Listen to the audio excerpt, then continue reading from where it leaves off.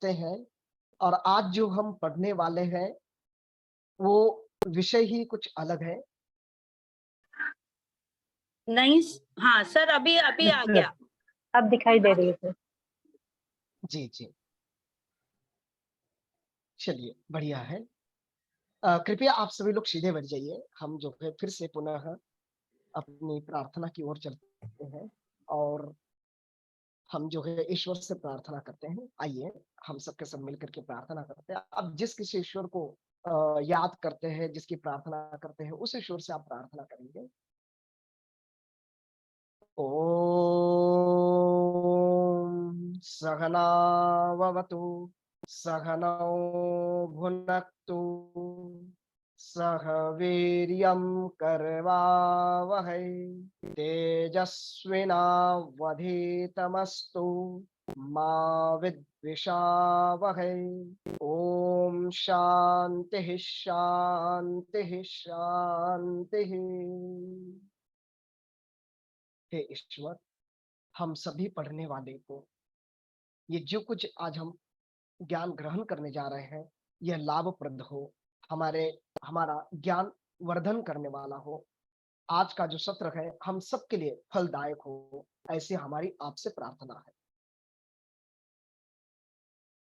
आइए, जैसे कि कल हमने जो है काफी चीजें चर्चा की थी और उसके बीच में जो है वर्ण, शब्द, पद, वाक्य और पदबंध, ये ऐसे भिन्न भिन्न विषय थे जिसके ऊपर जो है हमने काफी जो है चर्चाएं की थी। आज हम उसी विषय को जो है ना थोड़ा सा छूते हुए अगले विषय की ओर चलेंगे, उसका थोड़ा सा स्पर्श करेंगे। क्या क्या मेरी आवाज सबको सुनाई दे रही है? हाँ सर। जी हाँ सर, जी सर, सुनाई दे रही है। जी जी जी, धन्यवाद। तो देखिए, कल हमने जो देखा था उसको थोड़ा सा हम जानेंगे। तो मेरा सबसे पहले प्रश्न है आपके सामने में, सबको मेरा पहला प्रश्न दिख गया होगा। बताइए, क्या मेरा मेरा पहला प्रश्न दिख गया आपको आपके हाँ स्क्रीन? सर, वर्ण किसे हमने कहते क्या हैं? हमने क्या जाना? नहीं नहीं नहीं, वर्ण किसे कहते हैं? वर्ण किस कहते हैं? वर्ण किसे? बिल्कुल बिल्कुल, आप सही कह रहे हैं। तो वर्ण किसे कहते बताइए, हैं? क्या वर्ण किसे कहते हैं? वर्ण यानी कि अक्षर। बताइए, अक्षर किसे कहते हैं?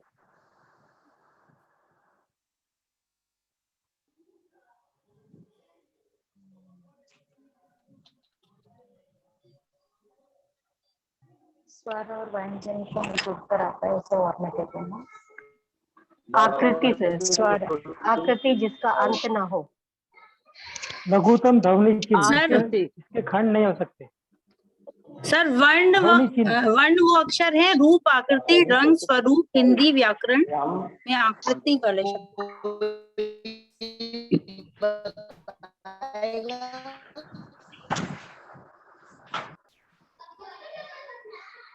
प्रयत्न कीजिए, वर्ण जरूरी नहीं है कि सही हो या गलत हो। ध्वनि चिन्ह है। सर वर्ण बिल्कुल नदीम जी का उठाऊंगा।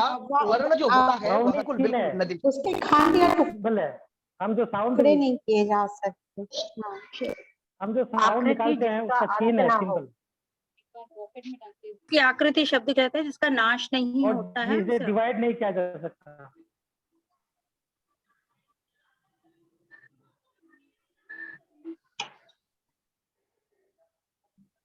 सर वर्ण वह रूप, मूर्धन्य होती स्वरूप है। और आकृति को कहते हैं उसे वर्ण। वर्ण सर वर्ण उस मूर्धन्य को कहते हैं जिसके खंड या टुकड़े नहीं किए जा सकते। अब सारी बानू मैम, क्या आप हो? मैं पता नहीं, मैं अपने आप बाहर चला गया था। बानू अफसारी बानू मैम, क्या मुझे आप होस्ट बना सकती हैं पुनः? बानू मैम,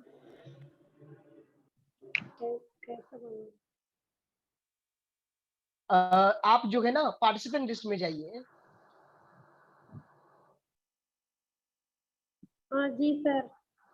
वहां पर जा करके ना पार्टिसिपेंट लिस्ट में जाकर के मेरे नाम पर आप होस्ट क्लिक करिए।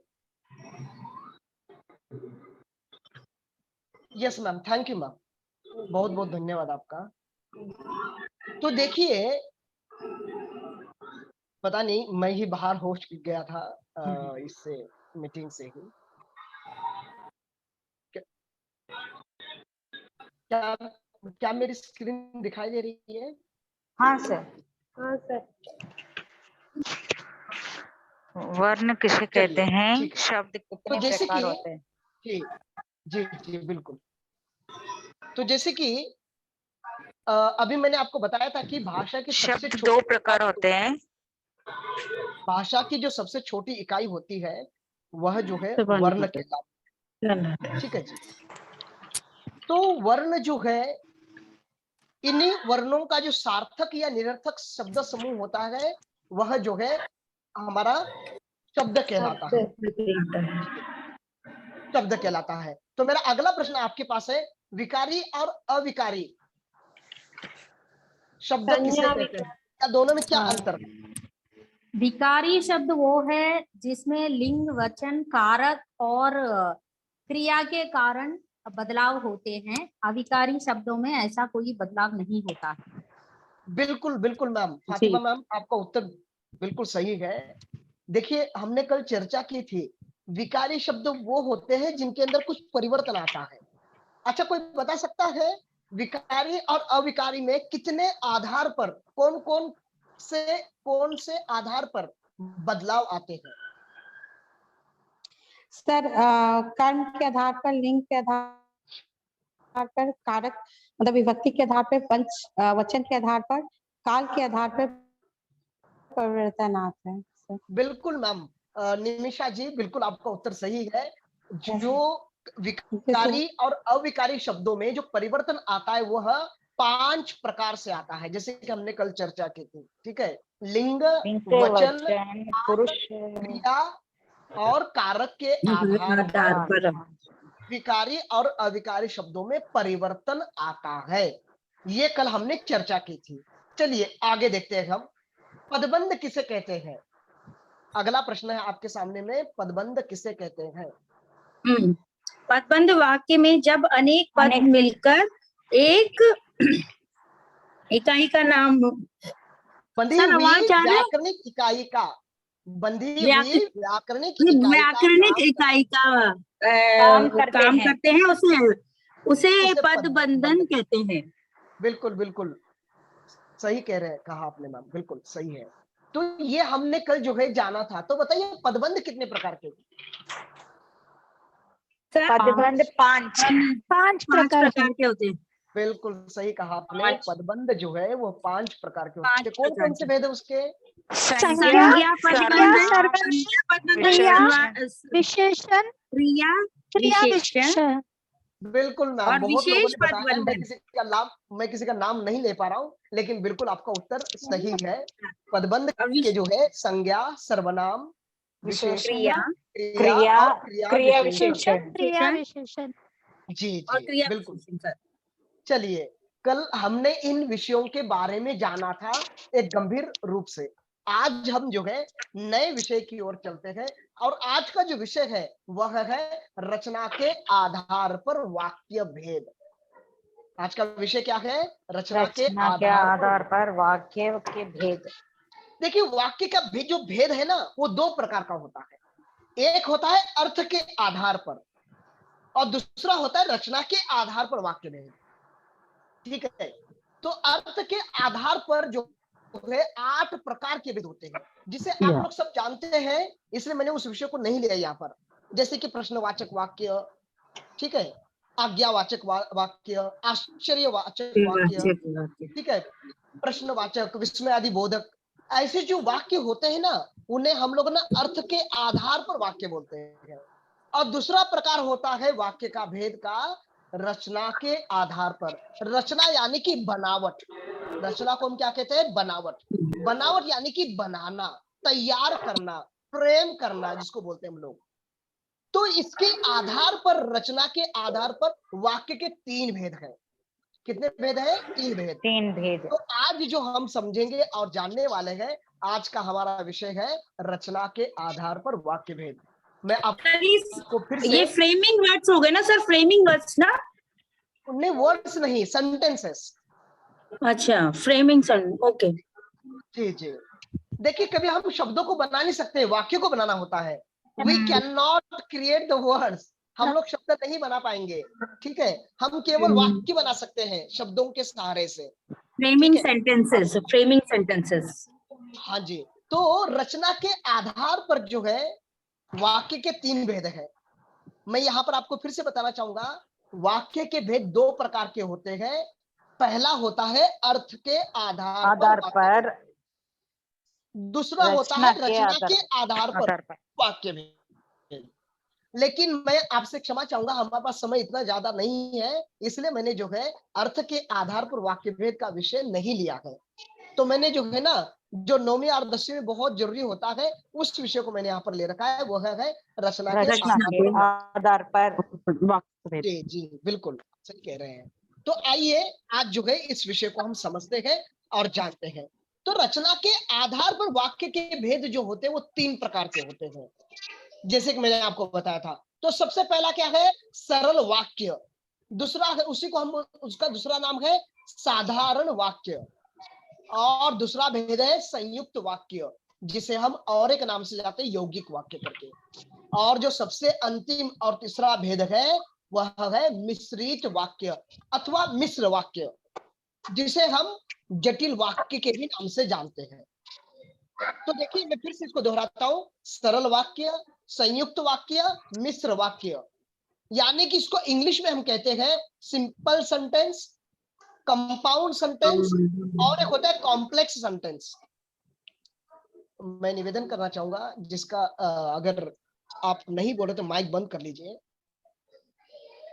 देखिए वाक्य के जो भेद हुए वो 3 प्रकार के हुए, जिसका मैंने इसका इंग्लिश में आपको बताया था कि सरल वाक्य, संयुक्त वाक्य और मिश्रित वाक्य।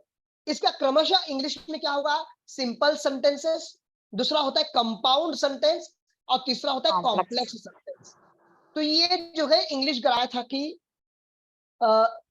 एक वाक्य के अंदर में एक उद्देश्य और एक विधेय होता है। उद्देश्य का अर्थ होता है कर्ता और विधेय का अर्थ होता है क्रिया। ये दोनों शब्दों को अगर आप समझ जाएंगे तो आपको ये जो है सरल वाक्य समझ में आ जाएगा। कहने का तात्पर्य यह है कि एक वाक्य के अंदर में कम से कम एक कर्ता होना चाहिए और एक क्रिया होनी चाहिए। अब जब जो है एक कर्ता और एक क्रिया होगी, तब जो है वह वाक्य पूरा हो जाएगा, यानी कि उस वाक्य को हम लोग सरल वाक्य के नाम से जानेंगे। तो ये है इसकी परिभाषा। जैसे कि उदाहरण देखिए आपके सामने में रखा हुआ है, वर्षा हो रही है। अब यहां पर जो वर्षा है वह उद्देश्य अथवा कर्ता है, और जो हो रही है वह विधेय यानी कि क्रिया है। जैसे कि कल मैंने आपको बताया था, हर एक वाक्य के अंदर में संश्लेषण और विश्लेषण होता है, वैसे ही यहां पर भी संज्ञा शब्द वर्षा कर्तृक और हो रही है, ये क्रिया उसका विधेय है, क्रिया उसका जो है वर्षा का किया जाने वाला काम है, इसलिए इसे हम कहेंगे विधेय अथवा क्रिया। आपके सामने दूसरा उदाहरण और एक है, मोहन पतंग उड़ा रहा है। अगर इस वाक्य के अंदर आप देखेंगे, यहां पर पहले वाला वाक्य के अंदर में केवल कर्ता और क्रिया था, और दूसरे वाक्य के अंदर में कर्ता, कर्म, क्रिया तीनों की तीनों चीजें हैं।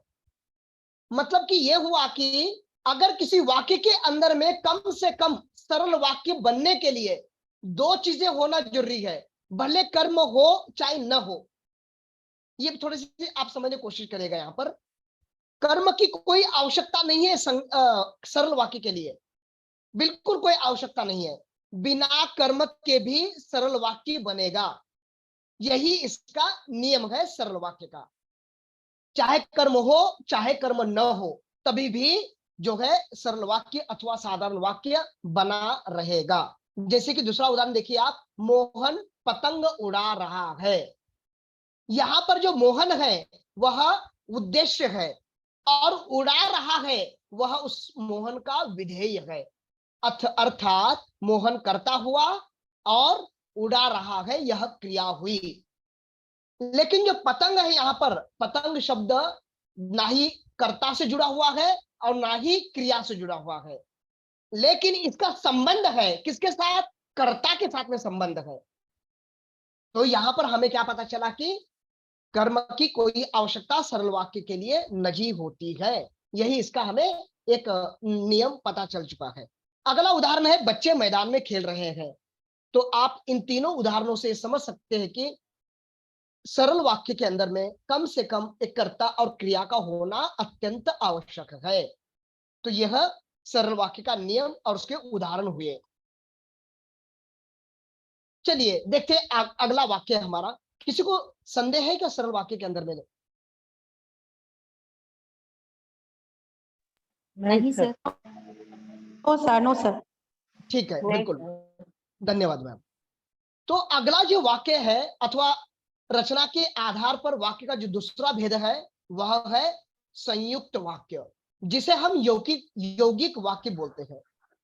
अब देखिए इसके नाम से हमें पता चल जाता है, सम जोड़ युक्त यानी कि जुड़ा हुआ। यौगिक, योग जोड़ इक प्रत्यय है, यानी कि योग से युक्त अथवा मिला हुआ, जिसके अंदर में मिक्सचर हुआ है, तो इसको हम कहते हैं यौगिक अथवा संयुक्त वाक्य। तो जो इसकी परिभाषा है उसको समझते हैं हम लोग। संयुक्त वाक्य में क्या बताया गया है? जिन वाक्यों में दो या दो से अधिक स्वतंत्र उपवाक्य किसी समुच्चय बोधक अव्यय से जुड़े होते हैं उन्हें संयुक्त वाक्य कहते हैं। यह तो इसकी जो है परिभाषा हुई। आइए हम इसको समझने की कोशिश करते हैं। यहाँ पर क्या बताया गया है? यहाँ पर बताया गया है कि जिस वाक्य के अंदर में दो अथवा दो से अधिक क्या होना चाहिए? स्वतंत्र उपवाक्य होना चाहिए। लेकिन याद रखिएगा यहाँ पर क्या बोला है? दो उपवाक्य हो।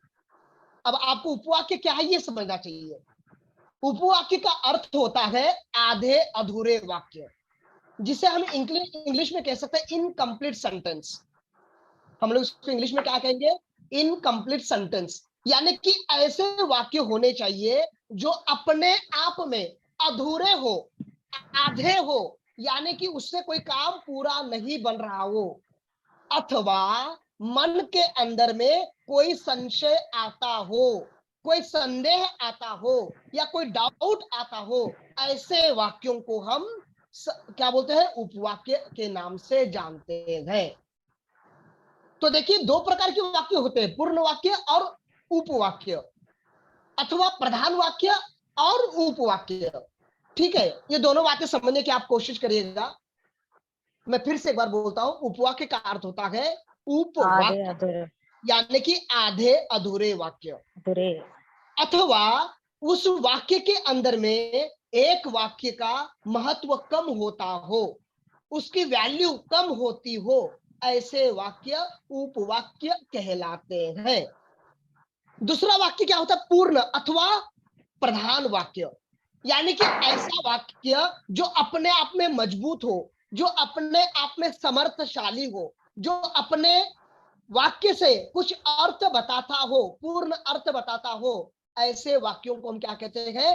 प्रधान अथवा पूर्ण वाक्य कहते हैं।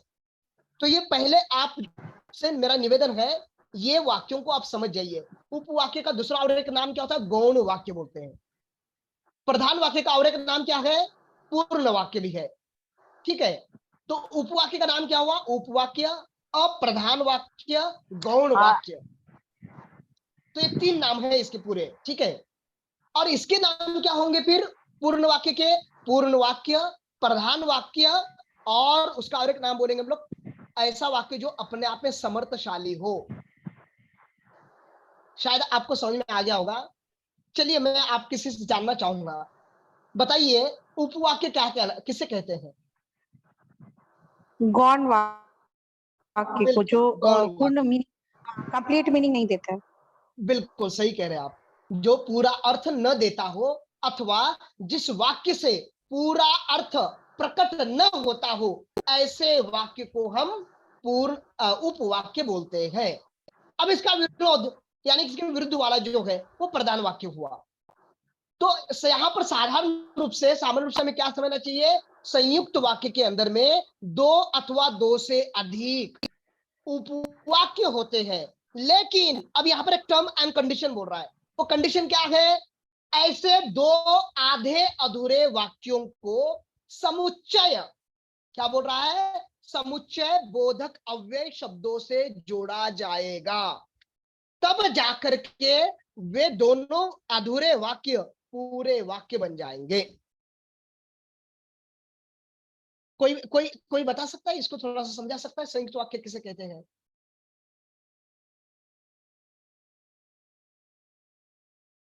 जल्दी बोलिए अगर कोई बोलना चाहे। दो या दो से अधिक उपवाक्यों को समुच्चय बोधक शब्द के साथ जोड़कर लिखा या पढ़ा जाता है, उसको हम संयुक्त वाक्य कहते हैं। यानी कि दो अलग उपवाक्य समुच्चय बोधक शब्द के द्वारा जोड़े जाते हैं, उसको हम संयुक्त वाक्य कहते हैं। बहुत बढ़िया, बहुत बढ़िया मैम, समुच्चय बहुत बोधक खूब। शब्द अर्थात मैं सॉरी तथा और जैसे शब्द होते हैं, उनसे जो दो उपवाक्य जोड़े जाते हैं उन्हें संयुक्त वाक्य कहते हैं। बिल्कुल नीलिम जी, आपने सही बिल्कुल कहा। समुच्चय बोधक अव्यय शब्द जो होते हैं, कल हमने चर्चा की थी उसके बारे में भी, ठीक है। तो आपको फिर से मैं बताना चाहूंगा, संयुक्त वाक्य का अर्थ होता है ऐसे वाक्य जो अपने आप में अधूरे हो, ठीक है, लेकिन कितने होना चाहिए? कम से कम दो हो, या दो से ज्यादा भी होना हो तो कोई प्रॉब्लम नहीं है, ठीक है। लेकिन जब ऐसे दो वाक्य आधे अधूरे वाक्य किसी समुच्चय बोधक अव्यय के साथ जुड़ा होना चाहिए, तभी जाकर के पूरे वाक्य बनेंगे, वरना नहीं बन पाएंगे। ये भी हमें समझना चाहिए, ठीक है। तो देखिए, वो जो समुच्चय बोधक अव्यय क्या होते हैं, जैसे नीलिम जी ने कहा था अभी कि वो समुच्चय बोधक अव्यय वाक्य होते, शब्द होते हैं, और तथा, परंतु, किंतु, अथवा, या ऐसे जो शब्द होते हैं उन्हें हम लोग समुच्चय बोधक अव्यय शब्द कहते हैं। अथवा ऐसे शब्दों से ऐसे आधे अधूरे वाक्य जुड़ करके पूरे वाक्य बन जाते हैं, और ऐसे वाक्यों को हम लोग संयुक्त वाक्य कहेंगे। यही जो है इसका मतलब है संयुक्त वाक्य का। आइए हम उदाहरण के द्वारा समझते हैं। आपके सामने में एक उदाहरण मैंने दे रखा है, मां बाजार गई। बताइए, क्या ये वाक्य पूरा है? मां बाजार गई?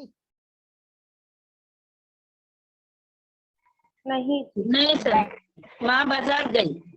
काय के लिए गई, क्यों गई, इसलिए गई, ये पूरा वाक्य नहीं है सर। सर ये पूरा वाक्य नहीं है, क्योंकि वो काय के लिए बाजार गई, ये तो हमको पता होना चाहिए ना। ये हमको पता होना चाहिए ना कि वो काय के लिए बाजार गई, तो ये एक प्रश्न हो गया हमारे लिए। देखिए, एक सरल वाक्य भी है, आपको बताना चाहूं तो ये सर वाक्य ये अपने पूरा आप में वाक्य है, ये तो सरल वाक्य है। बिल्कुल सही कहा मैम आपने, मां बाजार गई, यह वाक्य बिल्कुल सही है, ठीक है, लेकिन इससे अर्थ पूरा नहीं हो पाता है, ठीक है। ये वाक्य बिल्कुल सही है, लेकिन इससे पूरा अर्थ नहीं हो रहा। अथवा हमारे मन के संदेह पूरे निवृत्त। किसी थोड़ा कृपया माइक बंद कर लीजिएगा अपना। वाक्य बिल्कुल सही है, लेकिन इसका अर्थ अभी भी पूरा नहीं हो पाता है। मैं निवेदन करना चाहूंगा, कृपया बंद कर लीजिए अपना माइक। वाणिजा मैम, साउंड आ रहा है। तो ये वाक्य बिल्कुल सही है, लेकिन हमारे मन में फिर से संदेह आता, डाउट आता है, भाई बाजार गई किस लिए गई, क्यों गई, कब गई, किसके साथ गई? तो ऐसे प्रश्न जो है ना हमारे दिमाग में फिर से दोबारा आते हैं, इसलिए यह वाक्य उपवाक्य कहलाएगा। समझने की कोशिश करेगा, ये वाक्य पूरा है बिल्कुल, लेकिन अर्थ के दृष्टि से, ठीक है, अधूरा ये अधूरा वाक्य है, अर्थ दृष्टि की से दृष्टि से सरल वाक्य है, बट अर्थ की स्थिति से जो है वो अलग है। हाँ जी, इसलिए हम इसे क्या कहेंगे, उपवाक्य कहेंगे, क्योंकि इस उपवाक्य का संबंध अगले किसी और प्रश्न अथवा प्रश्न के समाधान के साथ जुड़ा हुआ है, इसलिए हम इसे क्या कहेंगे, उपवाक्य कहेंगे। ठीक है, पूरा होते हुए भी हम अर्थ के आधार पर उपवाक्य कहेंगे। तो जब हम इस वाक्य को जोड़ना चाहेंगे, देखिए अगला उपवाक्य क्या है, और सब्जियां लेकर आई। ठीक है भाई, ये भी सरल वाक्य है, लेकिन कौन लाया, किसने लाया, कब लाया, किसके लिए लाया, ये फिर से प्रश्न आ रहे हैं हमारे दिमाग के अंदर में। तो इन प्रश्नों की निवृत्ति के लिए, समाधान के लिए हमें क्या करना चाहिए, मां बाजार गई पहला उपवाक्य, सब्जियां लेकर आई दूसरा उपवाक्य। अब इन दोनों वाक्यों को हम क्या करेंगे, फिर जोड़ देंगे। इसके द्वारा हम जोड़ेंगे समुच्चय बोधक अव्यय शब्दों के द्वारा हम इसको जोड़ेंगे। तो समुच्चय बोधक कोई भी ले लीजिए आप, या और अथवा ले लीजिए, वो सब के सब यहाँ पर प्रयोग हो सकते हैं। तो हम क्या करेंगे इसको, फिर अब माँ बाजार गई और सब्जियां लेकर आई। तो ये जो है हमें ऐसे समझना होगा, और इसको हमें ऐसे समझना जानना होगा। तो आइए अगला उदाहरण हम समझने की कोशिश करते हैं। अगला हमारा उदाहरण है, अपना आप खाना खाएं और आराम करें। खाना खाइए और आराम करें। बिल्कुल। तो इससे क्या पता चलता है, यहां पर भी आप खाना खाएं, ये भी आधा अधूरा उपवाक्य है। ठीक है, और आराम करें, ये भी क्या है, यहां तो कोई पता ही नहीं चल रहा कर्ता कौन है आराम करे में। ठीक है, तो ऐसे दो उपवाक्यों के बीच में हमने क्या किया, और समुच्चय बोधक अव्यय से जोड़ दिया, और से हम उस वाक्य को पूरा कर लिए। तो ऐसे वाक्य को हम लोग क्या बोलते हैं, संयुक्त वाक्य कहते हैं। आगे क्या बोला है, आप चाय पिएंगे या पीजिए या कॉफी, पिएंगे या कॉफी, आप चाय पिएंगे या कॉफी। देखिए यहाँ पर ये प्रश्न कैसा है, प्रश्नवाचक वाक्य है। ठीक है, तो इस प्रश्नवाचक वाक्य के समय में भी क्या किया गया है, हमने प्रयोग किया है या का। अब जो या है वो क्या है, समुच्चय बोधक अव्यय शब्द है। इसलिए यहां पर आप चाय पिएंगे उपवाक्य के साथ दूसरा और एक शब्द जुड़ा हुआ है, और इन दोनों को हमने जोड़ करके एक पूरा वाक्य बनाया, जिसका अर्थ अच्छे से स्पष्ट रूप से हमें पता चल जाता है। इसलिए संयुक्त वाक्य की इतनी ज्यादा आवश्यकता हिंदी व्याकरण में अथवा वाक्य निर्माण में कितनी है, ये हमें इससे पता चल जाता है। चलिए अब संयुक्त वाक्य की पहचान क्या है, यह हमें पता करना चाहिए। तो सबसे पहला क्या है पहचान करने का तरीका, दो उपवाक्य के बीच में समानाधिकरण संबंध होता है। समानाधिकरण का अर्थ क्या होता है, बराबर रूप से संबंध होता है। याद रखिएगा, समानाधिकरण का अर्थ क्या होता है, बराबर रूप से, इक्वली दोनों वाक्यों का संबंध आपस में जुड़ा हुआ होता है। ऐसा नहीं है पहले वाला उपवाक्य कुछ और कह रहा है और दूसरा वाला उपवाक्य कुछ और कह रहा है। अगर वैसे बात बनती है तब तो वो संयुक्त वाक्य नहीं बन पाएगा। ठीक है, तो इसको बनाने के लिए सही तरीके से क्या बताया है, कुछ कंडीशंस रख रखा है। तो सबसे पहले कंडीशन क्या है, सबसे बड़ा नियम क्या है, कि दोनों के दोनों उपवाक्य समानाधिकरण संबंध के द्वारा जुड़े हुए होना चाहिए। दूसरा है, संयुक्त वाक्य में दो या दो से अधिक मुख्य अथवा स्वतंत्र उपवाक्य होते हैं और होना चाहिए। अभी मैंने आपको बताया तो थोड़ी देर पहले ही कि दो जो है मुख्य उपवाक्य हो अथवा स्वतंत्र उपवाक्य हो, लेकिन होना जरूरी है। ठीक है, दोनों अपने आप में परिपूर्ण हो अथवा आधे अधूरे हो, तभी भी काम चलेगा। अगला नियम बता रहा है कि उपवाक्य होते हुए भी उनमें पूर्ण अर्थ का बोध होना चाहिए।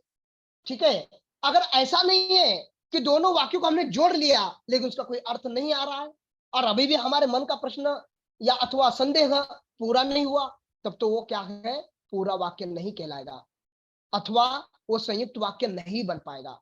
क्योंकि संयुक्त वाक्य काम क्या है, कि दोनों आधे अधूरे वाक्यों को जोड़ करके पूरा कर सके। लेकिन उन वाक्यों के अंदर में कोई अर्थ नहीं आ रहा है, कोई क्लियर मीनिंग नहीं है, तो वो संयुक्त वाक्य नहीं कहलाएगा।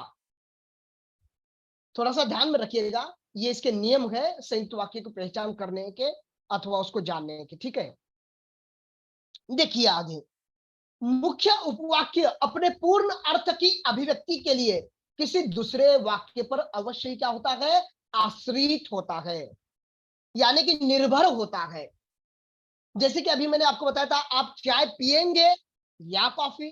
अब यहाँ पर क्या हुआ, आप चाय पिएंगे, तब तो भाई इससे तो पता चल जाता है, यानी कि क्या है, ये एक मुख्य उपवाक्य है।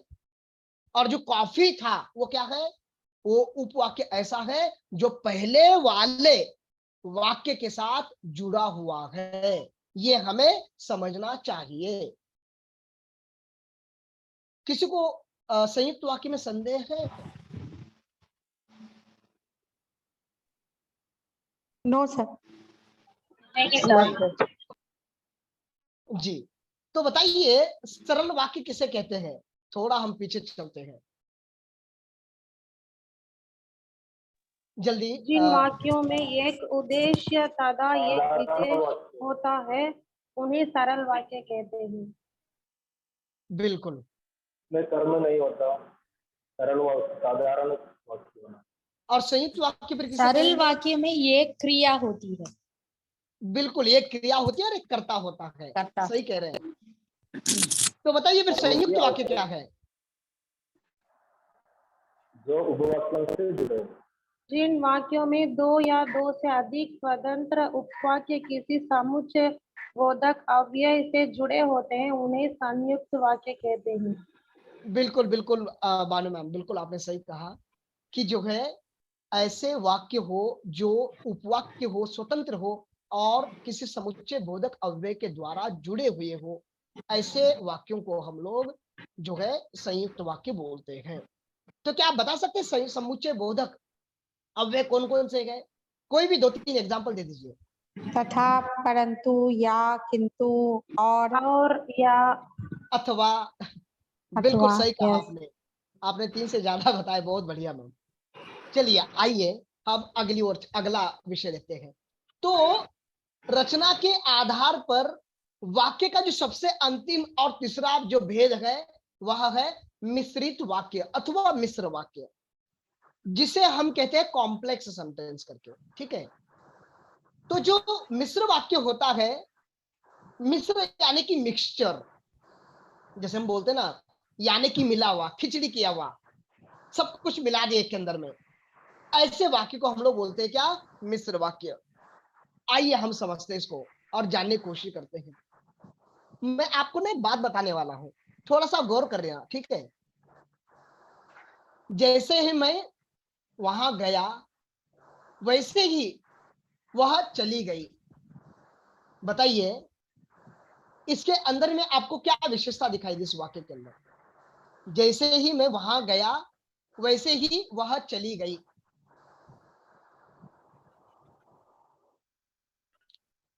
मैं सभी से निवेदन करना चाहूंगा, बोलिए जरूर।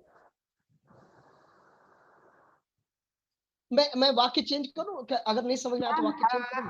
आई थिंक कि ये दोनों एक दूसरे पे स्वतंत्र वाक्य होते हुए भी एक दूसरे पे आश्रित है, मतलब कि कंडीशन है कि जैसे मैं वहां गया, जैसे कि जो पढ़ेगा वो परीक्षा में सफल होगा। एक प्रधान उपवाक्य होगा और दूसरा आश्रित उपवाक्य होगा। हाँ बिल्कुल नदीम जी, एक प्रधान जो होगा वो मेन होगा और दूसरा वाला आश्रित डिपेंड होगा उसके ऊपर। बिल्कुल आपने सही कहा। देखिए ऐसे ये जो वाक्य मैंने बताया वह वाक्य एक दूसरे के साथ जुड़ा हुआ है, यानी कि पहले वाले वाक्य के साथ में दूसरे वाले वाक्य का जबरदस्ती संबंध जोड़ा जाएगा। समझ लीजिए आप, ऐसे समझ जाना। कहने का तात्पर्य क्या है कि एक प्रधान है और दूसरा उप प्रधान है, अप्रधान है, अथवा उसको हम लोग गौण बोलेंगे। गौण यानी कि जिसकी वैल्यू कम हो। ठीक है, आपको फिर से इसको हम लोग इसको समझने की कोशिश करते हैं। आइए इसके अंदर में एक बात पता क्या चली, यहाँ पर तुक वाले शब्द ज्यादा आ रहे हैं। जब मैं सोया तब लाइट चली गई।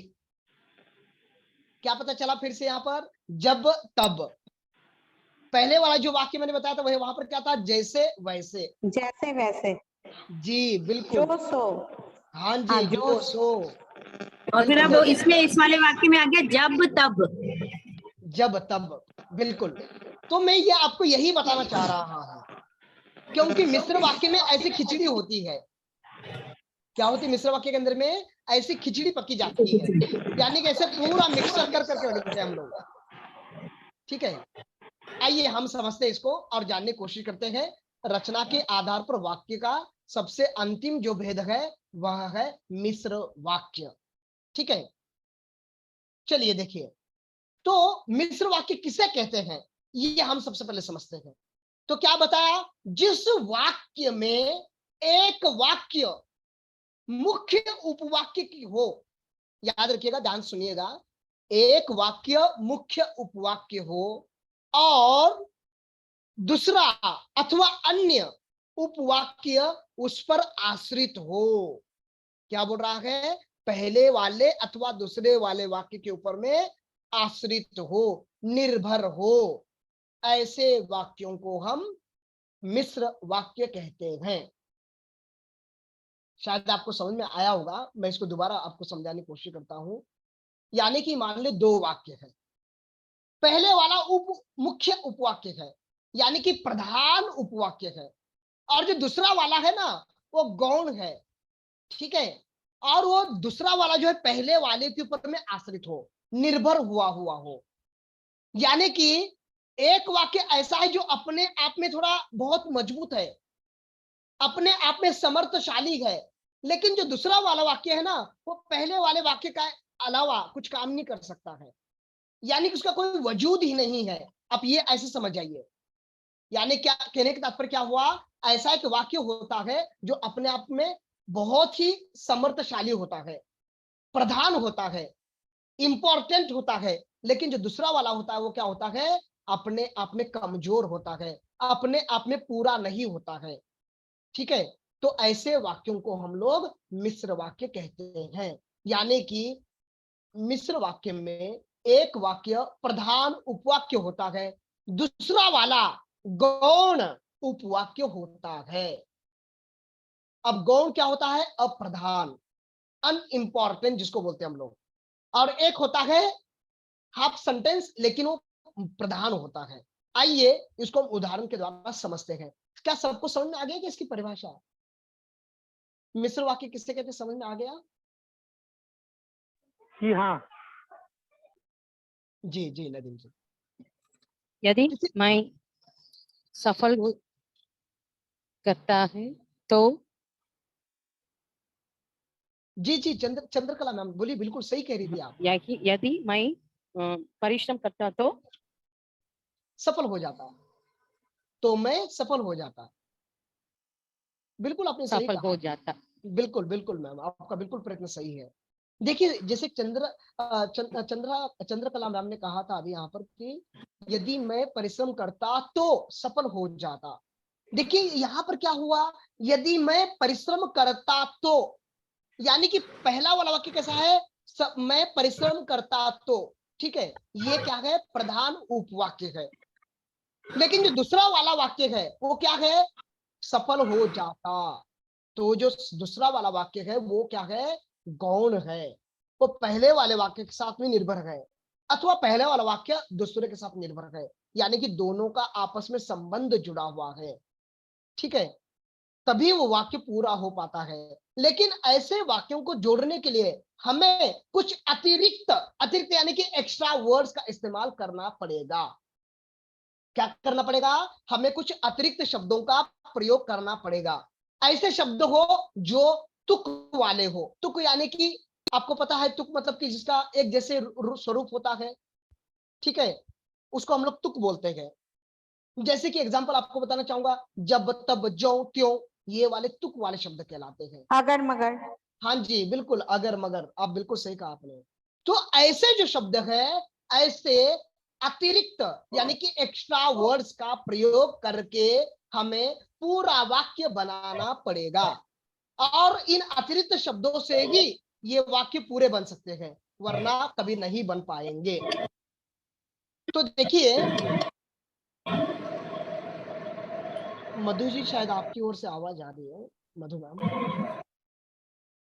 तो देखिए समझने की कोशिश करिएगा, मिश्र वाक्य के उपवाक्य में की, देखिए ध्यान सुनिएगा, मैंने की नहीं कहा, की यानी कि छोटा, छोटी इकार वाला की, जैसा तैसा, जो वह, जब, तब, क्योंकि, जो, त्यों, जैसे, वैसे, जैसे, तैसे, अगर, मगर, इसलिए आदि अतिरिक्त शब्द जो है मिश्र वाक्य को निर्माण करने में बहुत सहायक होते हैं।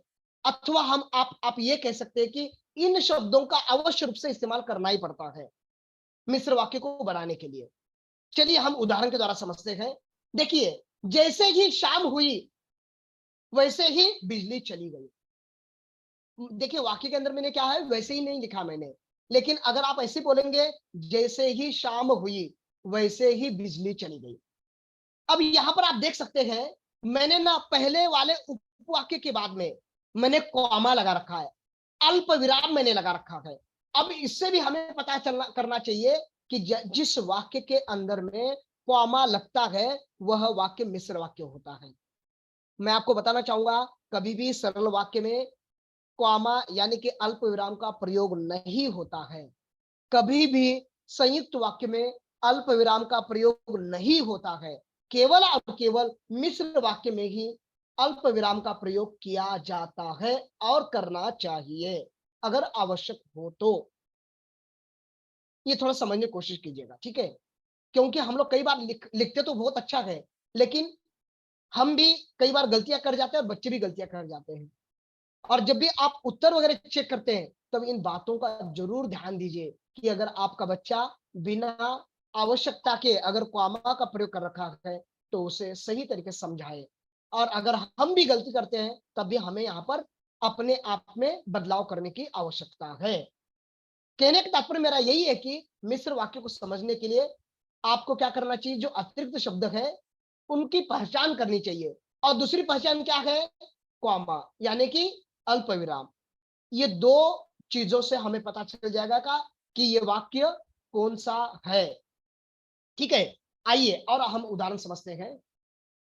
जब नई कक्षा में दाखिला होगा तब हम पढ़ेंगे। अब यहां पर देखिएगा, नई कक्षा में दाखिला, अब ये क्या है, गौण वाक्य है। कैसा है, गौण उपवाक्य है। क्यों गौण उपवाक्य है? क्योंकि ये वाला वाक्य के अंदर इतनी ज्यादा वैल्यू नहीं है, इसका कोई ज्यादा महत्व नहीं है। क्यों नहीं है? क्योंकि हर कोई जाता है नई क्लास के अंदर में, लेकिन करता क्या है, ये बहुत जरूरी बात है।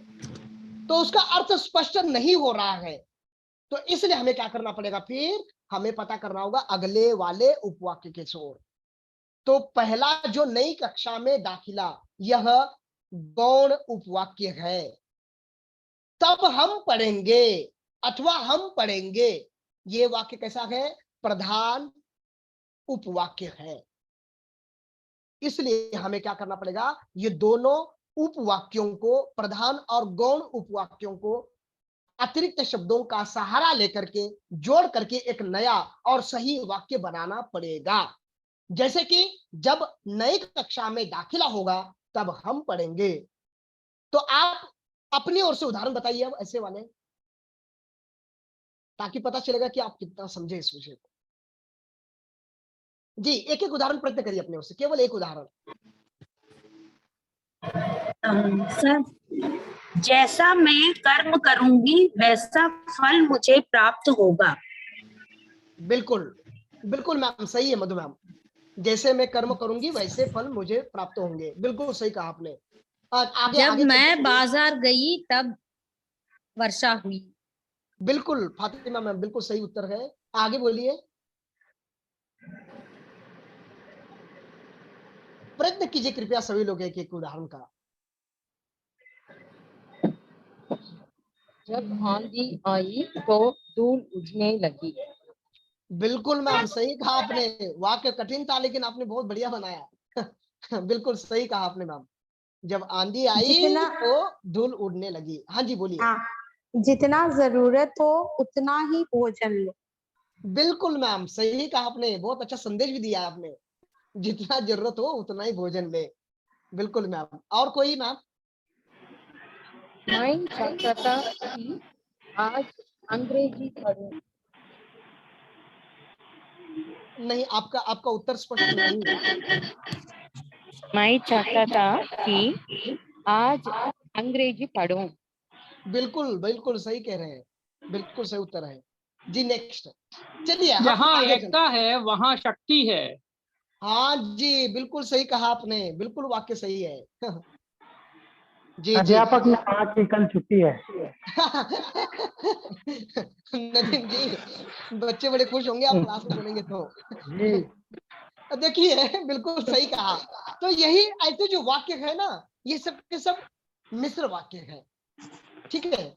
ये हमें इसको थोड़ा समझने की आवश्यकता है और हमें इसको जानना भी चाहिए, ठीक है। आइए, उस लड़के को बुलाओ जिसने काले जूते पहने हैं। ध्यान से सुनिएगा। सतीश जी अपना माइक बंद कर लीजिए। तो क्या बोल रहा है कि उस लड़के को बुलाओ। देखिए यहां पर मैंने ना बिल्कुल भी अतिरिक्त शब्द का प्रयोग नहीं किया है, लेकिन मैंने इस वाक्य को जोड़ा है जिसने वाले अतिरिक्त शब्द के साथ।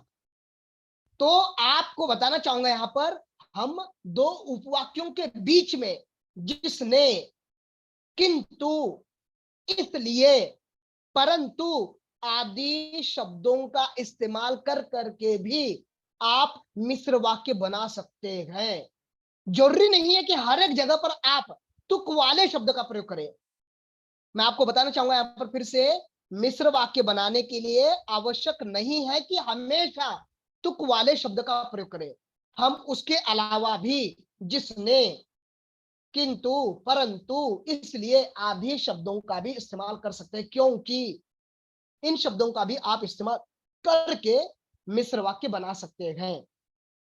मैं जाने वाला था क्योंकि मुझे बहुत जल्दी थी। अब देखिएगा मैंने क्या प्रयोग किया, मैं जाने वाला था क्योंकि, मैंने क्या बोला, क्योंकि, ठीक है, मुझे जल्दी थी। तो ये भी वाक्य जो है मैंने तुक वाले शब्द का प्रयोग नहीं किया, लेकिन ये भी वाक्य क्या है, मिश्र वाक्य ये है। समझने की थोड़ा सा कोशिश कीजिए इसको। जब जैसी आंधी करनी आई तो धूल उड़ने लगी। हाँ जी बोलिए। जैसी करनी वैसी भरनी। हाँ जी बिल्कुल, देखिए तो तुक वाला शब्द हुआ, जैसी करनी वैसी भरनी। जिन्होंने सफेद रंग का कुर्ता पजामा पहना है वो मेरे दादाजी हैं। बिल्कुल, यह वाक्य भी जो है ना बिल्कुल मिश्र वाक्य है।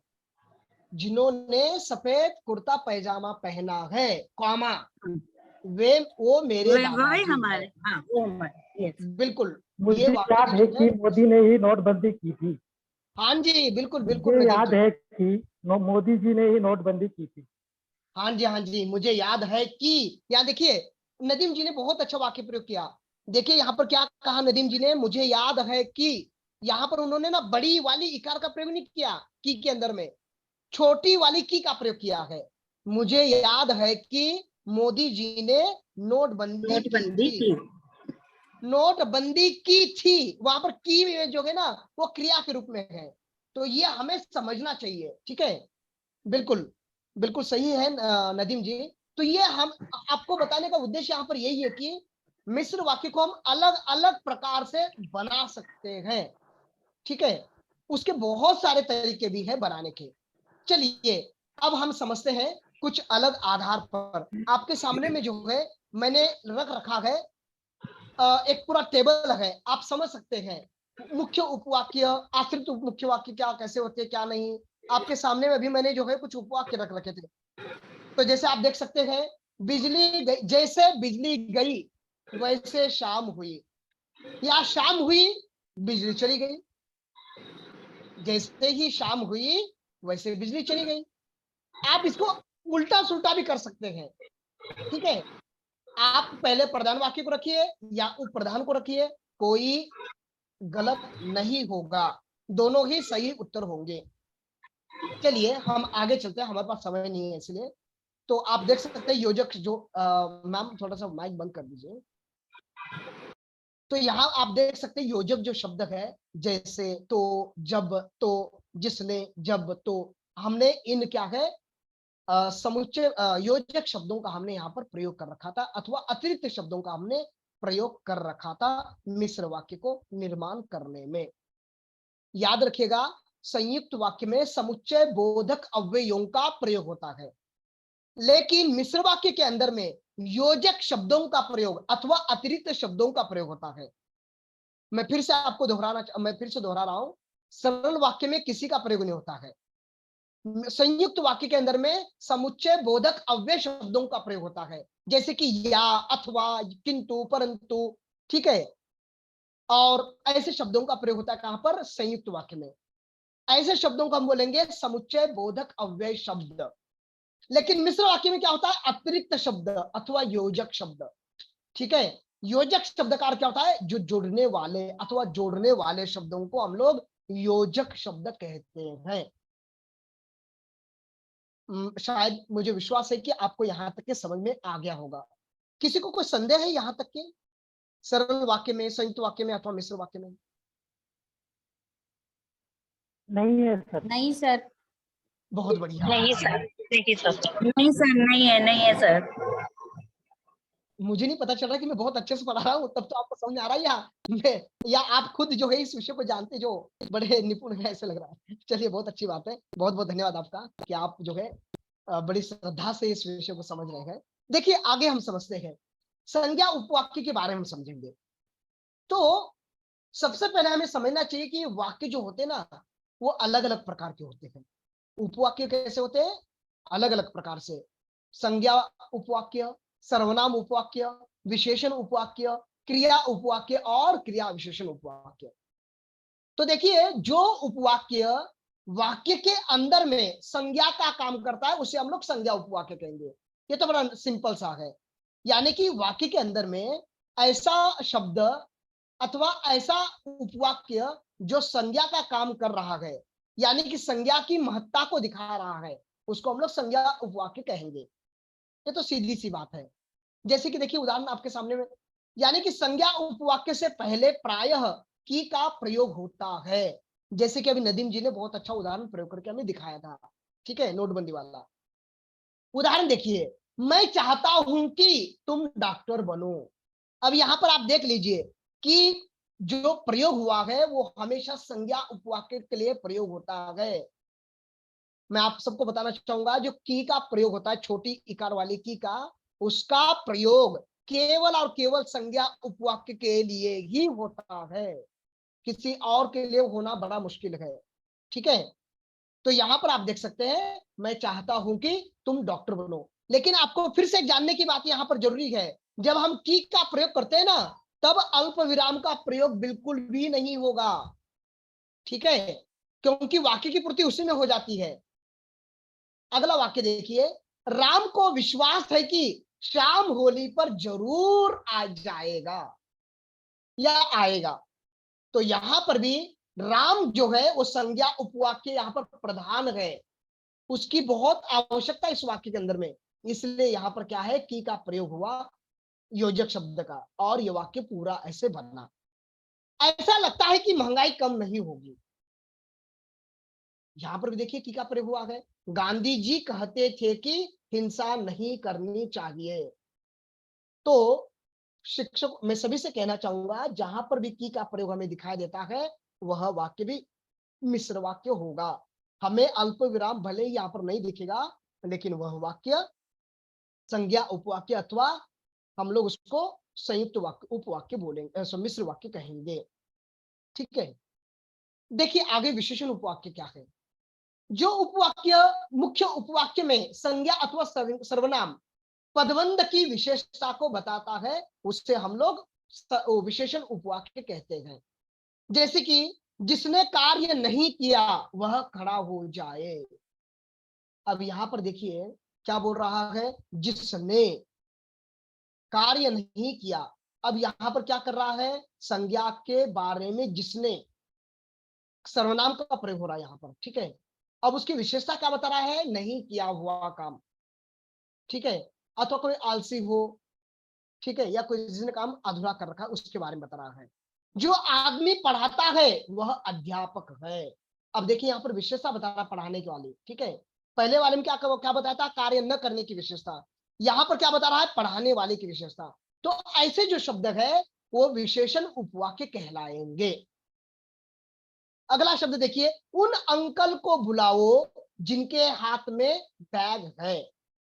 अब क्या बोल रहा है, यहां पर विशेषता बता रहा है किसकी? जिसके हाथ में बैग है उस व्यक्ति की। तो इससे हमें पता क्या चला कि विशेषता बताने वाले उपवाक्य विशेषण उपवाक्य कहलाते हैं।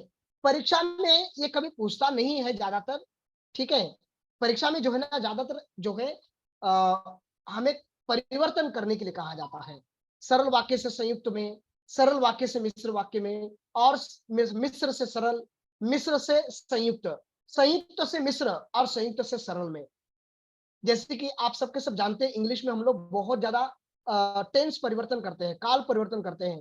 Present to past, present to future, future to present, future to past. तो ऐसा ही यहां पर भी परीक्षा में पूछा जाता है, ठीक है।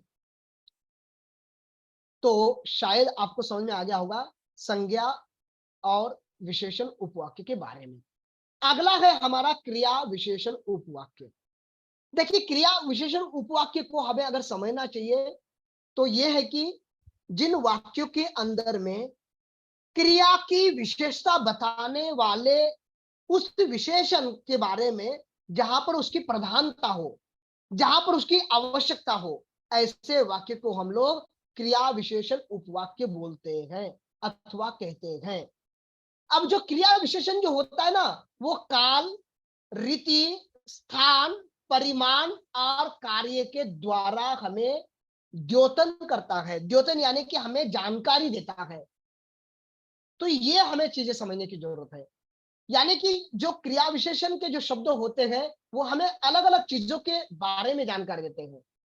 यानी कि काल की जानकारी देते हैं, स्थान की जानकारी देते हैं, रीति यानी कि कोई परंपरा हो, कोई नियम हो, उसके बारे में जानकारी देता हो, परिमाण कितनी क्षमता में है, कितना किलो है, कितना ग्राम में है, इसका परिमाण करता हो, और अगला है कार्य करने वाली क्षमता को बताता हो।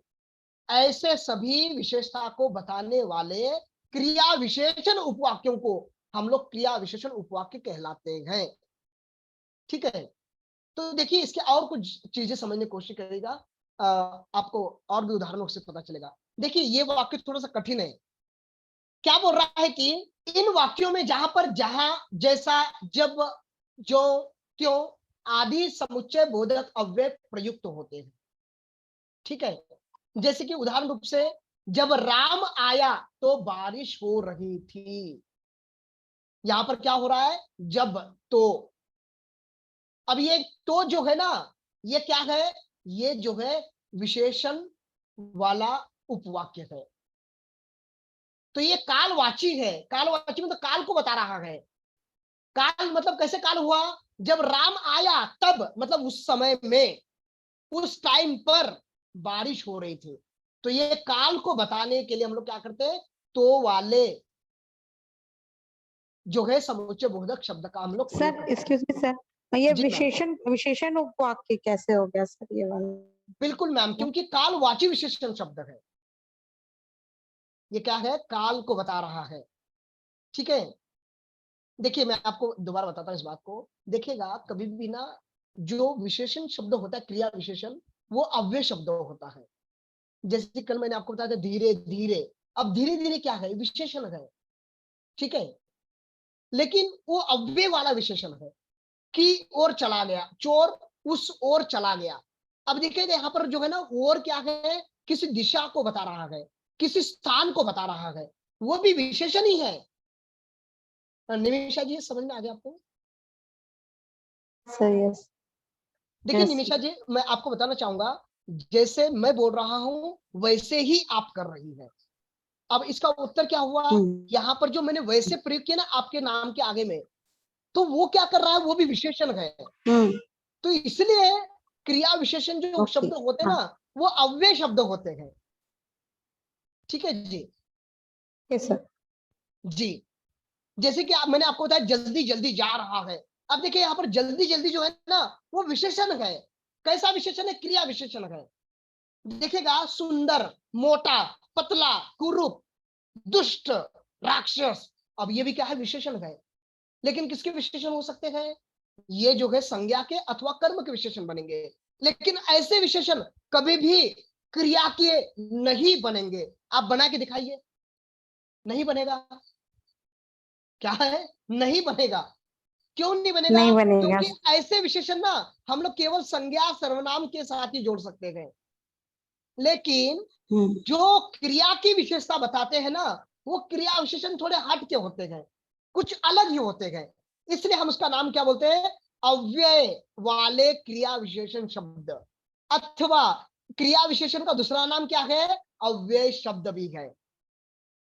ठीक है निमिषा जी? जी, तो यहां हमने क्या समझा कि कालवाची विशेषण उपवाक्य है, इसे हम लोग कहेंगे। अगला उदाहरण देख लीजिए, कार्यकरण वाला। कार्यकरण यानी कि कार्य वहां पर बहुत महत्वपूर्ण हो। देखिए यहां पर समझने की कोशिश करेगा, यदि वह पढ़ लेता तो अवश्य अच्छा इंसान बनता। ठीक है, यहां पर क्या बात चल रही है? बनने के कार्य के बारे में बता रहा है। क्या बनने का कार्य? अच्छा बनने का कार्य। यदि वर्षा अच्छी होती तो फसल शक्ल अच्छी होती फसल अच्छा, अगर बारिश अच्छी होती, हाँ जी हाँ जी, बिल्कुल बिल्कुल सही कह रहे हैं आप, फसल अथवा सफल, हाँ आप बोल सकते हैं, ये भी बिल्कुल होगा। तो यहाँ पर देखने की कोशिश कीजिए, यहाँ समझने की कोशिश कीजिएगा, यदि वह पढ़ लेता तो अवश्य अच्छा इंसान बनता। अब यहाँ पर देखिए बनने के अर्थ में काम कर रहा है, तो यहाँ का जो विशेषण प्रयोग हुआ है ना, अच्छा, वो किस अर्थ में दे रहा है? बनने के अर्थ में। क्या बनना है? अच्छा इंसान बनना है। ठीक है, आप ना भाषा की बारीकी को समझने की कोशिश कीजिएगा। देखिए बहुत लोग ना बोलते तो हिंदी बहुत अच्छे से हैं, लेकिन भाषा की बारीकी को समझते बहुत कम लोग हैं। मैं सच बताऊंगा आपको, हिंदी बोलना अगर आपको लिंग के आधार पर आ गया ना, तो आप हिंदी बोल सकते, समझ भी सकते हैं, लेकिन व्याकरण की दृष्टि से वाकई में हिंदी को समझना बहुत कठिन है। मेरा जो अनुभव रहा है उस चीज को मैं आपको बता रहा हूँ, सच में बहुत कठिन है, क्योंकि छोटे छोटे शब्दों में ना व्याकरण छुपा हुआ है हिंदी के, बहुत छोटे छोटे शब्दों में। ठीक है, चलिए आगे हम समझने की कोशिश करते हैं। जहां जहां प्रधानमंत्री गए वहां उनका भव्य स्वागत हुआ। अब देखिएगा क्या बोल रहा है वहां पर, वहां यानी कि उस जगह में, उस स्थान पर, उस शहर में, उस नगर में, उस मोहल्ले में। तो यहां पर क्या बोल रहा है? जगह विशेष को, स्थान विशेष को। यहां पर जो वहां जो विशेषण प्रयोग हुआ है वह स्थानवाची विशेषण है। ठीक है, तो हमें इस चीज को समझना चाहिए। इस ऐसे शब्द क्या है? क्रिया अव्यय वाले अथवा समुच्चय बोधक अव्यय विशेषण हम इसको कहेंगे। ठीक है जी, अगला उदाहरण देखिए, जहां तुम रहते हो वहीं मैं रहता था। तो ये भी क्या है? रीतिवाचक, यानी कि कोई एक नियम था, मतलब कि कुछ हो चुका है, परंपरा, मतलब तुम जहां पर रह रहे हो ना वहां पर मैं भी रहता था, मतलब कि एक चीज को बता रहा है, किसी एक जानकारी को, किसी एक नियम को बता रहा है वो। तो इस ऐसे वाक्य क्या हुआ? वो रीतिवाचक वाक्य हुआ। ठीक है, तो यहां पर जो वही शब्द बताता है ना, वो रीति के लिए है। अगला वाक्य है, जैसा अध्यापक ने बताया बच्चों ने वैसा काम किया। अब यहां पर भी क्या है? नियम को बता रहा है, शिक्षक ने नियम बताया था, इस आधार पर करो। रीति का अर्थ क्या होता है? नियम, परंपरा, रूढ़ी जिसको बोलते हैं हम लोग। ठीक है, रीति मतलब, तो जैसे अध्यापक ने नियम बताया वैसे ही काम करना। तो यहां पर जो वैसा समुच्चय अव्यय प्रयोग हुआ है ना, इसको हम लोग विशेषण के रूप में ही ग्रहण करते हैं। यह है क्रिया विशेषण अव्यय, समुच्चय बोधक अव्यय। ठीक है, सर चौथा वाला स्थानवाची होगा ना, जहाँ तुम रहते हो वहीं मैं रहता था। हाँ, ये स्थानवाचक भी होगा और नियम के लिए भी होगा, बिल्कुल सही कह रहे हैं आप नदीम जी। ये स्थान वाला भी होगा और रीति वाला भी होगा। मतलब कि नियम क्या बताता है कि एक साधारण सी चीज, मैं जैसे बोलूंगा, जैसे मैं बोलता हूँ या जिस भाषा का मैं प्रयोग करता हूँ, नदीम जी भी उस भाषा का प्रयोग करते हैं। अब यहाँ पर साम्यता क्या है? साम्यता मतलब कि एक जैसे क्या है, मैं जिस भाषा को जानता हूँ वो भी उस चीज को जानते हैं। मतलब कि नियम होगा कि हाँ, जो हिंदी अध्यापक उसको हिंदी बोलना आना चाहिए, इस प्रकार से एक नियम हुआ। मतलब तो स्थानवाचक भी होगा और नियमवाचक भी होगा। तो अगला नियम क्या है? अगला उदाहरण है, जैसा करोगे वैसा भरोगे। यहाँ पर देखिएगा क्या कहा, जैसा हम करते हैं वैसा ही बढ़ते हैं। मतलब कि ये भी एक नियम हुआ। नियम क्या है, अच्छे अगर हम काम करेंगे तो अच्छा फल पाएंगे। तो ये इस अर्थ को बता रहा है। अगला उदाहरण है, जितना तुम जानते हो उतना काम करो। अब ये क्या बोल रहा है, किसी काल को अथवा किसी व्यक्ति के अंदर की कला को दिखा रहा है। ठीक है, तो इस आधार पर आपने देखा अलग अलग स्थान के आधार पर, क्रिया के आधार पर जो है हम अलग अलग क्रिया विशेषणों का प्रयोग करते हैं। तो ये जो सब के सब आपने देखा, ये सब के सब जो है क्रिया विशेषण उपवाक्य कहलाते हैं। शायद आपको ये समझ में आया होगा, मैं ऐसे उम्मीद कर रहा हूं। किसी को कोई संदेह है संज्ञा, सर्वनाम, क्रिया और क्रिया विशेषण उपवाक्य के अंदर? ये नहीं है। अच्छी बात है, चलिए। तो अब हम समझते हैं रूपांतरण करना। रूपांतरण का अर्थ होता है परिवर्तन करना, बदलाव करना। ठीक है, ट्रांसफॉर्मेशन। बिल्कुल मैम, सही कह रहे हैं आप, बिल्कुल। तो एक वाक्य को दूसरे वाक्य में रचना की दृष्टि से रूपांतरित होना वाक्य रूपांतरण कहलाता है। लेकिन उसके अंदर का लिंग और क्रिया तथा काल एक जैसा ही होना चाहिए। ये बात याद रखिएगा।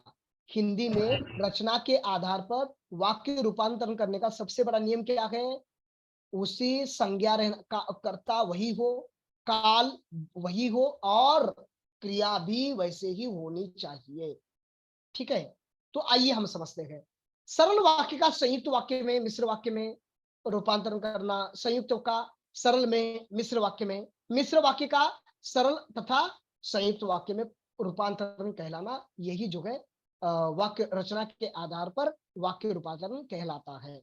इन तीनों वाक्यों के आपस में रूपांतरण होते समय इनके अर्थ में परिवर्तन नहीं होना चाहिए। यह सबसे महत्वपूर्ण बात है, याद रखिएगा। क्या है, अर्थ नहीं बदलना चाहिए उस वाक्य का। अगर अर्थ बदल गया तब तो फिर वाक्य का जो अपना खुद की जो महत्व था वो महत्व नहीं रहेगा। इसलिए कभी भी वाक्य बदलने के बाद उसका अर्थ नहीं बदलना चाहिए। ऐसे यहाँ पर सबसे एक सामान्य अथवा एक नियम बनाया गया है। जैसे कि उदाहरण देखिए, प्रातः काल पक्षी चहचहाते हैं। बताइए कैसा वाक्य है ये? सरल वाक्य। बिल्कुल सरल वाक्य है। अच्छा, सरल वाक्य किस आधार पर आपने कहा? मैं औरों से भी उत्तर जानना चाहूंगा। हाँ सर, ये क्योंकि प्रातःकाल पक्षी चहचहाते हैं, इसमें कुछ भी जो है मतलब एक बिल्कुल एक सरल भाषा का प्रयोग किया गया है। नहीं नहीं मैम, इसमें एक मुख्य एक क्रिया ही है। क्रिया और एक विधेय है। हुई है। बिल्कुल मुख्य निधि क्रिया मेरी पक्षी बिल्कुल कारण सही हो कहा गया, और आपने। एक विधेय एक क्रिया हो गया, प्रातः काल यहाँ उद्देश्य हो गया। यहाँ पर कर्ता क्रिया है। और क्रिया है, मुख्य क्रिया है, इसलिए सरल वाक्य हुआ। देखिए, सामान्य रूप से मत बोलिए, इसको व्याकरण के रूप से चलते चलिए, क्योंकि कर्ता और क्रिया को हमें देखना है। ठीक है, प्रातः काल क्या है, यहाँ पर कर्म है। पक्षी जो है वो क्या है, कर्ता है। और कर्ता है, चहचहाते हैं, चहचहाना क्रिया है सर। क्रिया है। बिल्कुल क्रिया सही कहा आपने, है। बिल्कुल सही कहा। तो ये सरल वाक्य है। अब चलिए इसको संयुक्त वाक्य में बदल के देखिए, प्रयत्न कीजिए संयुक्त वाक्य में। कौन प्रातः काल हुआ, जब प्रातःकाल हुआ प्रातः और हुई पक्षी तब चहचहाने लगे। हाँ, बहुत दो लोगों ने जब बताया। प्रातः काल हुई तो पक्षी चहचहाने लगे। ये भी बिल्कुल सही है। ये मिश्र मिश्र में हुआ, वाक्य है। लेकिन नहीं, ये वो संयुक्त मिश्र में नहीं वाक्य हुआ। है। वो ये संयुक्त में नहीं हुआ प्रातः मैम, ये काल मिश्र हुई में हुआ। और पक्षी चहचहाने लगे। हुआ हाँ बिल्कुल, संयुक्त प्रातः काल हुई हुई। और पक्षी चहचहाने लगे। बिल्कुल बिल्कुल, आप बिल्कुल सही कह रहे हैं। तो ये जो है ये संयुक्त वाक्य में हुआ। अब इसका मिश्र वाक्य कैसे बनेगा फिर? वही जैसे प्रातः काल हुई वैसे ही पक्षी बिल्कुल, चहचहाने आप लगे। बिल्कुल सही कह रहे हैं। जैसे ही प्रातः काल हुई प्रातःकाल वैसे हुई वैसे ही चहचहाने पक्षी लगे। चहचहाने लगे। इसको और एक तरीके से कोड कर सकता है, दूसरे तरीके से मिश्र वाक्य में। नदीम जी। मैंने पहले बोला था ना कि जब प्रातः काल हुई हाँ तब जी निमिषा पक्षी जी, चलाने बिल्कुल लगे। बिल्कुल निमिषा जी सही कह रहे हैं आप। जब प्रातः काल हुई तो पक्षी चहचहाने लगे, ज्यों ही प्रातः काल हुआ त्यों ही पक्षी चहचहाने लगे। आप ऐसे भी कह सकते हैं, ठीक है। आइए हम आगे समझते हैं। तो आपके सामने में ये कर रखा था मैंने। चलिए आपके सामने मैंने रख रखा है, हम लोग जो है सरल वाक्य से संयुक्त में रूपांतरण करने की कोशिश करेंगे। और हमारे पास भी समय बहुत ही कम बचा हुआ है, तो थोड़ा सा जल्दी हम फास्ट चलते हैं। चलिए, राधा नाचती नाचती गाती है, जल्दी बोलिए। संयुक्त में राधा करिए। नाचती है और गाती है। बिल्कुल, राधा नाचती है और गाती भी है। मोहन हंसकर बोला, जल्दी बोलिए। है और गाती है। मोहन हंसा और बोला। बिल्कुल, है मोहन और हंसा गाती है। और बोला, बिल्कुल सही कहा आपने फातिमा जी। अब मैं सभी से निवेदन करना चाहूंगा, जितने भी कक्षा में जुड़े हुए हैं, कृपया सबके सब प्रयत्न कीजिए, ठीक है। और बोला। जी जी बिल्कुल।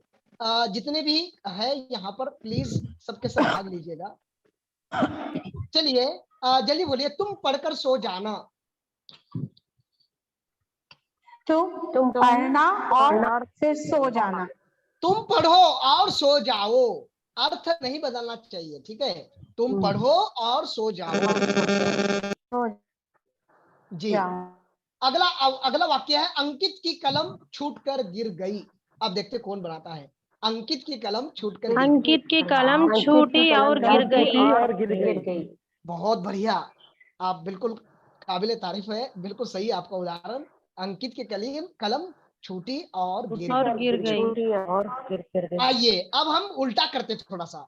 हमने सरल से संयुक्त किया था, अब संयुक्त से सरल करेंगे, ठीक है।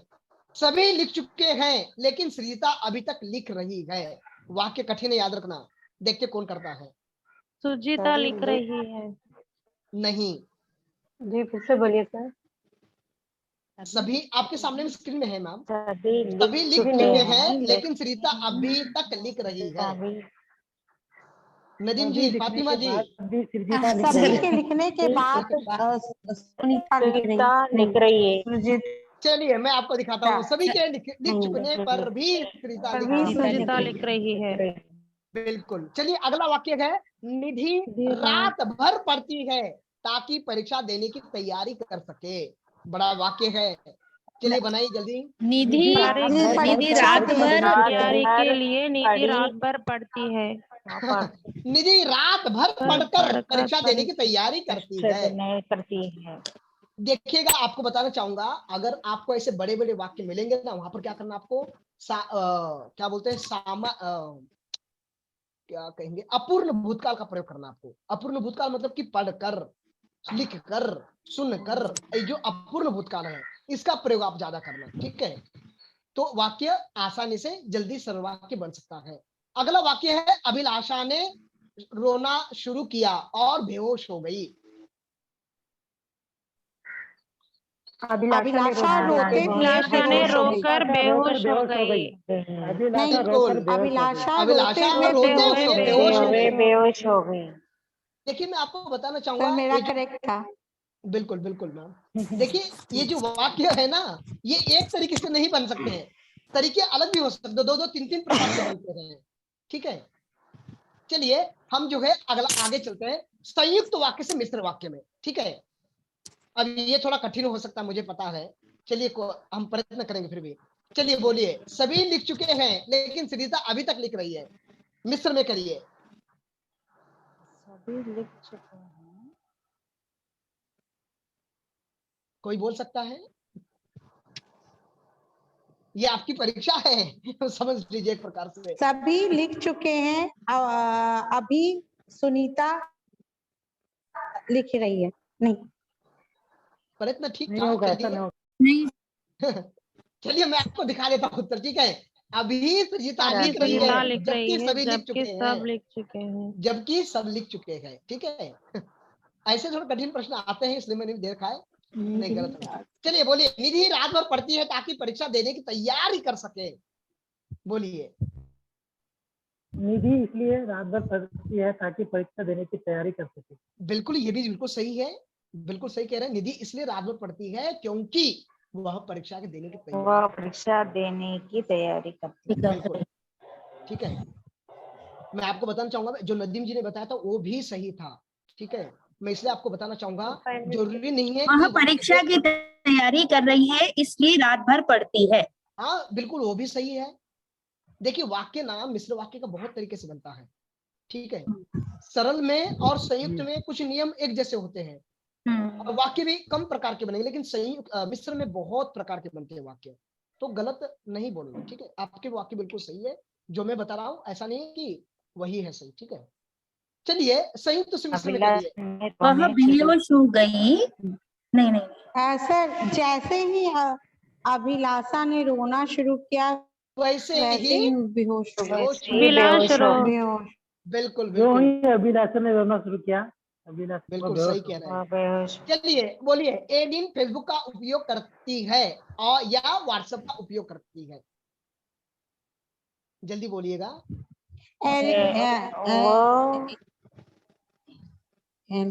मिस्र में करना है। और फेसबुक का उपयोग करती है। चलिए मैं दिखा देता हूँ, जो फेसबुक या व्हाट्सएप का उपयोग करती है वह एलिन है। ठीक है सर ये थोड़ा टफ हो रहा है। जो फेसबुक या व्हाट्सएप का उपयोग करती है। देखिए ये थोड़ा ट्विस्ट वाला प्रश्न था। ठीक है, ये थोड़ा सा जो है घुमाने वाला था, ट्रिकी था, मैं समझ सकता हूँ हमारे बच्चे देखिए डायरेक्टली बोर्ड एग्जाम में फेस करते हैं इन चीजों को, तो उनको कैसे लगता होगा तो आइए हम समझते हैं। अब हम करने की कोशिश करें मिस्र से सरल। बोलिए, जब मैं विकास के घर गया मेरा आदर सत्कार हुआ। जल्दी बोलिए, सरल वाक्य में विकास के घर मेरा आदर सत्कार जाने पर मेरा आदर सत्कार हुआ। विकास के घर जाने पर मेरा आदर सत्कार हुआ। अगला बोलिए जल्दी, विशाल ने जो मोबाइल खरीदा है वह नया है। विशाल ने नया मोबाइल खरीदा है। बिल्कुल बिल्कुल सही है, नया मोबाइल खरीदा है। बहुत लोग सही बोल रहे हैं अभी। ये सरल वाक्य शायद सरल लग रहा है। बोलिए जल्दी बोलिए। शिक्षक ने कहा कि सबको करना। जल्दी बोलिए। शिक्षक ने गृह कार्य करने के लिए कहा। स्वयं करने के लिए कहा। शिक्षक ने सबको अपना गृह कार्य करने। देखिए सबको अपना गृह कार्य। सुनिए, हाँ वो अर्थ पूरा निकलना चाहिए। हाँ चलिए, क्योंकि जल्दबाजी में जवाब देने की जल्दी में। नहीं मैं भी थोड़ा जल्दी जा रहा था क्योंकि समय भी कम था बिल्कुल शायद सरल वाक्य बड़ा दौड़ लगाई जैसे ही हम बस से उतरे। जी जी जी, हमारे बस से उतरते ही रिक्शे वाले ने दौड़ लगाई। चलिए किसी को इसमें रचना के आधार पर सरल वाक्य के जो सरल वाक्य, संयुक्त वाक्य और मिश्र वाक्य, इन तीनों में किसी को संदेह है? No sir. बढ़िया, बहुत बढ़िया। चलिए अच्छी बात है। फिर तो आइए हम जो है ना थोड़ा सा हम जानकारी प्राप्त करते हैं औपचारिक पत्र लेखन की। औपचारिक यानी कि फॉर्मल, ठीक है, और इनफॉर्मल मतलब कि अनौपचारिक। तो औपचारिक पत्र लेखन की आवश्यकता बहुत जरूरी है। आजकल जो है ना, चाहे हमें कुछ भी काम करना हो, विशेषकर ऑफिशियली, तो हमें जो है पत्र लेखन की बहुत बहुत ज्यादा जरूरत पड़ती है। चाहे बैंक में जाइए, चाहे पोस्ट ऑफिस में जाइए, चाहे स्कूल कॉलेज यूनिवर्सिटी में जाइए, कहीं पर भी अगर हम जाते हैं ना, तो चाहे रेलवे में जाइए, चाहे कहीं पर पुलिस स्टेशन जाइए या रेलवे स्टेशन में, कहीं पर भी अगर हम जाते हैं, वहां पर औपचारिक पत्र की बहुत ज्यादा आवश्यकता होती है। लेकिन मैं आपको बताना चाहूंगा, लेकिन आजकल हमारे मैसेजेस ने इसका स्थान छीन लिया है बेचारा औपचारिक पत्र एक बार कई बार दुखी हो जाता है, लेकिन अनौपचारिक पत्र की तो अस्तित्व खत्म हो गया इस मोबाइल के कारण। औपचारिकता अभी भी आज भी फॉलो की जाती है। ठीक है, जैसे कि ईमेल लेखन में भी क्या होता है, ईमेल लेखन जो होता है ना, वह औपचारिक भी होता है और अनौपचारिक भी होता है, दोनों प्रकार से होता है ईमेल लेखन। आइए हम जो है औपचारिक पत्र लेखन को समझते हैं। बहुत ही जल्दी खत्म होगा, थोड़ा ध्यान दीजिएगा। और ये जो आप चाहूंगा, ये नवीनतम यानी कि एकदम न्यूली फॉर्मेट में आपके सामने प्रस्तुत कर रहा हूं, जो सीबीएसई ने मान्य किया हुआ है। ठीक है, बहुत ही नया एकदम करंट वाला मैं आपके सामने प्रस्तुत कर रहा हूं। देखिएगा, सबसे पहले हमें क्या करना है, जो व्यक्ति पत्र लिख रहा है, उस जिसको लिख रहे हैं, मतलब हम लोग इंग्लिश में क्या होता है, हम लोग लिखते हैं फ्रॉम और टू, लेकिन हिंदी में ऐसा नहीं होता है। मैं आपको बताना चाहूंगा, हिंदी में हम लोग कभी भी के द्वारा जो होता है वो नहीं आता। यहाँ पर हम लोग डायरेक्टली जिसको भेजते हैं उसका नाम आएगा। सेवा में क्या आएगा, सेवा में। परीक्षा भवन, उसका फिर क्या आएगा, पता आएगा, किस जगह है उस जगह का नाम आ जाएगा। उसके पश्चात आ जाएगा हमारा दिनांक, ठीक है, दिनांक के पश्चात आएगा, आप देख सकते हैं, ठीक है। तो आप देख लीजिए यहाँ पर, पहले हम लोग क्या करते थे कि हम लोग ना अपना नाम नहीं डालते थे, लेकिन आजकल सीबीएसई ने चेंज कर दिया है।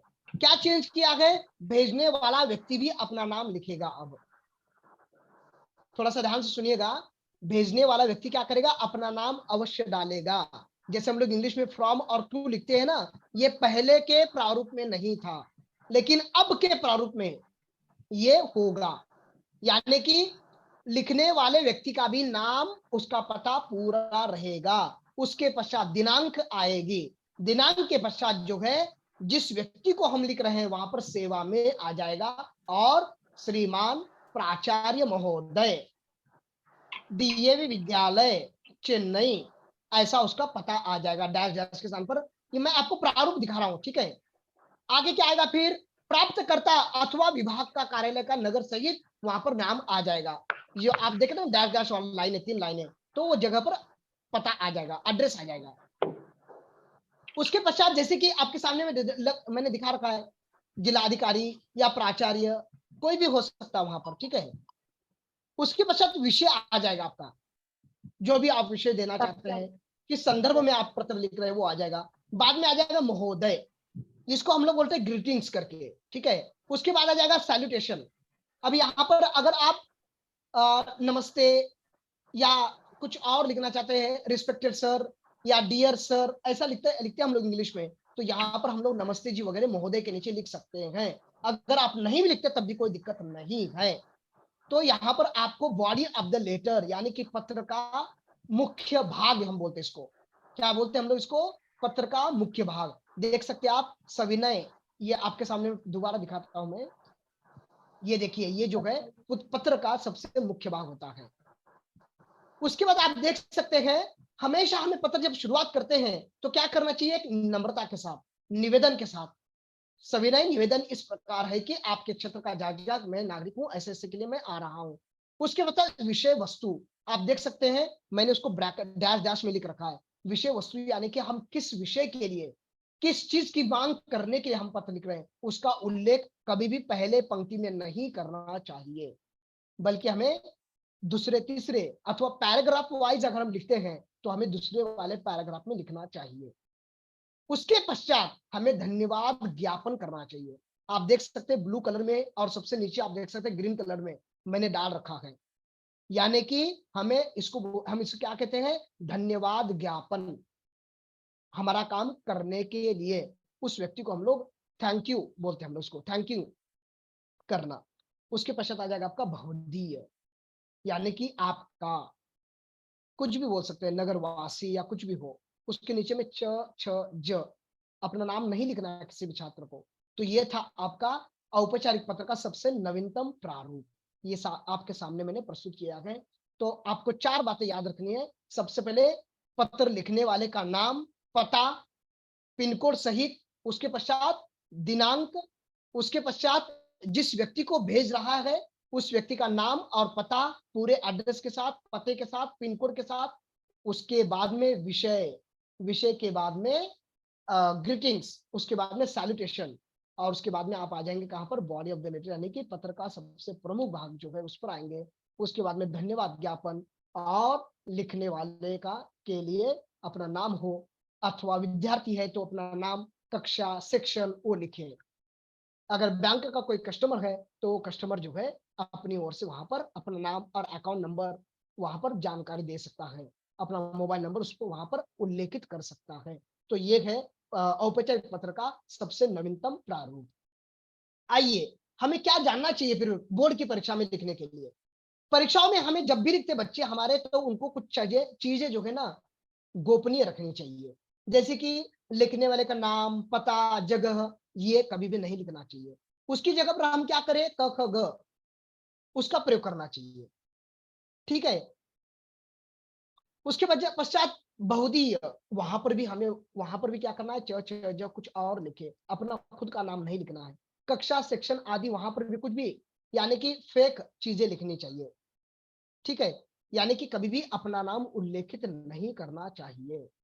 तो ये चीजें जो है ना, हमें बहुत ही अवश्य रूप से पत्र लेखन के समय में जरूरी रूप से फॉलो करना चाहिए, ऐसा जो है नियम है।